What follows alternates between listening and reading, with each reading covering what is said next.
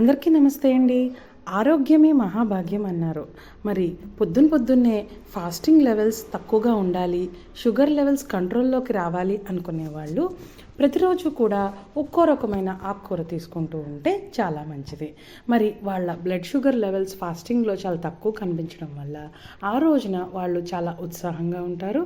And మరియు వాళ్ళ యొక్క రెగ్యులర్ బ్యాలెన్స్ కంట్రోల్ అంటే షుగర్ బ్యాలెన్స్ కంట్రోలింగ్ సిస్టమ్ మెరుగుపడుతుంది. ఉదయాన్నే 10 తాజా కరివేపాకులు తినడం వల్ల షుగర్ బాగా తగ్గుతుంది. గ్లూకోజ్ నిల్వలు సమతుల్యంగా పనిచేస్తూ బాడీకి మంచి ఎనర్జీని ఇస్తాయి. కరివేపాకులోని కార్బజోల్ ఆల్కలాయిడ్స్ మరియు ఫైబర్ మన రక్తంలో బాగా కలిసిపోయి గ్లూకోజ్ నిల్వలని నియంత్రించి ఎక్కువగా చేరుకోకుండా చూసుకుంటూ ఉంటాయి.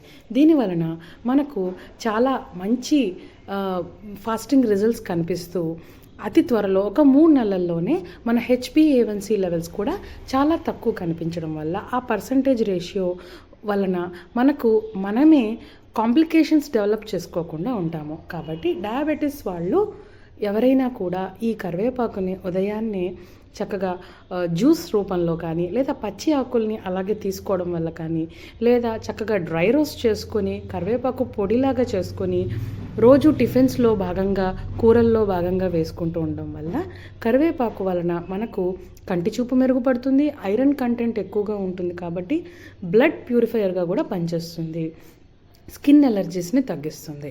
కాబట్టి కరివేపాకు ఔషధాల గని అని తెలుసుకున్నారు కదా.